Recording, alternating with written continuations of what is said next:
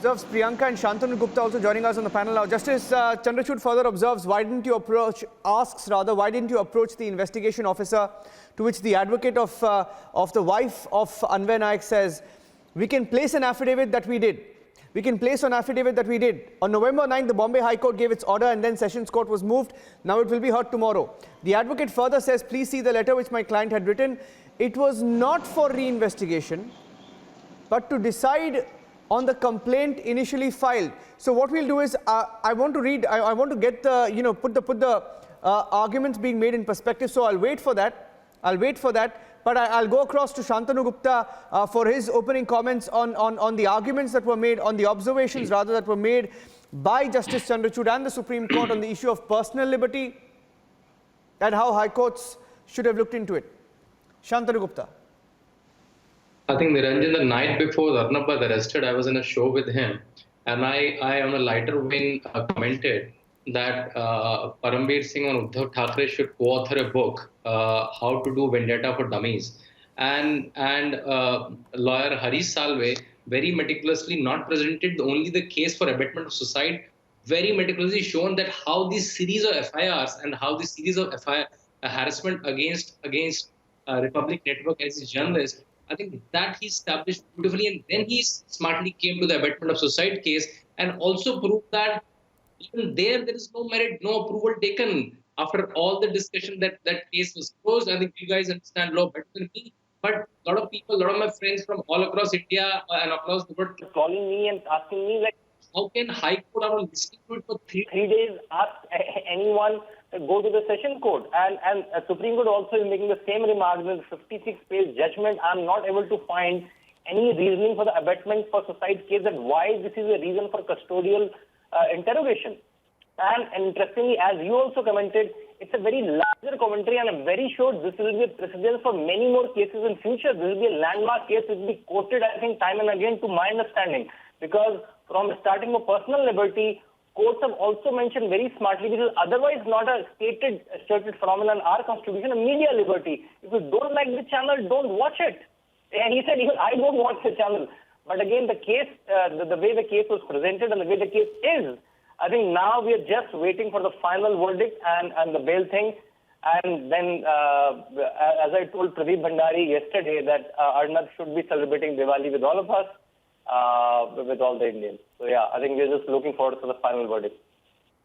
Yeah, further arguments being made. I'm just reading out from the further arguments. While I also tell you what Harish Salve has argued, we'll just put out the graphics of that, of what Harish Salve has argued in the beginning to prove malice, to highlight the issue of malice.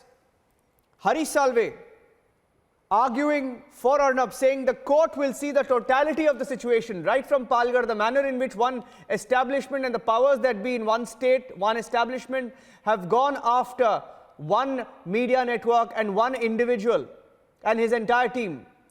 Court will see the totality of the situation. Court will see my client has been targeted. Harish Salve arguing that we are well past the FIR stage. The power of reinvestigation has been wrongly used. Overlay of malice and fact, not something that happens day in and day out. Overlay of abuse and conduct of state power, not something that happens day in and day out basis. Informant was told in 2019 about the closure report. No case of abetment to suicide made out against Arnab. Reinvestigation ordered in the suicide case after the Palghar FIRs were quashed to keep the heat on. He hasn't argued that I'm saying that, but he talks about how Home Minister of Maharashtra directed the DGP to reinvestigate the suicide case, also made an announcement on the floor of the Assembly. Closure report needs to be first set aside in a judicial forum. Arguing that during the Assembly discussion on breach of privilege, suicide case was brought up by the Assembly and by the government and a sitting minister. The Home Minister directed the DGP to reinvestigate, and then talks about how the FIR was filed on, went on to talk about the TRP case. The FIR was filed on Hansa complaint. The police news conference was against Republic. FIR was filed on a complaint that named another channel, how Republic was named. How it's been a pattern. The entire pattern has been laid out in front of the court. Priyanka.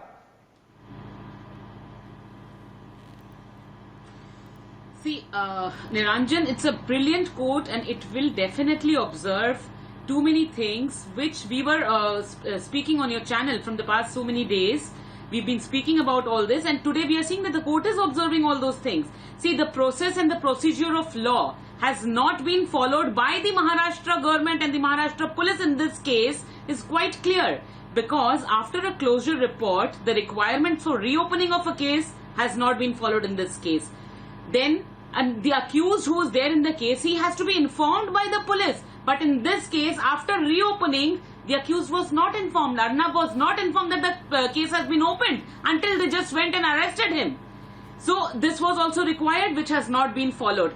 Then apart from that, the basic question is that is it at all a case of 306? Where is the direct incitement? Now today, for a simple question, if I have an office clerk, I do not pay him for any reason for a month or two, and he goes and commits suicide and mentions my name in the suicide note, will I be arrested for that? If I don't pay you, you go file a money suit, you do anything you want, and you take actions, but why will you arrest me for that? What are the grounds?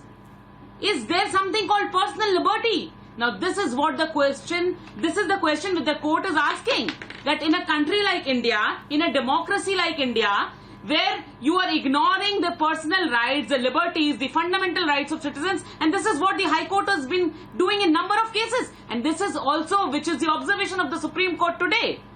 See, there is nothing which is saying in the CRPC, it is nowhere mentioned that I cannot go and approach the High Court directly for a matter of bail or anticipatory bail directly, that I have to go via session court, it is not mentioned.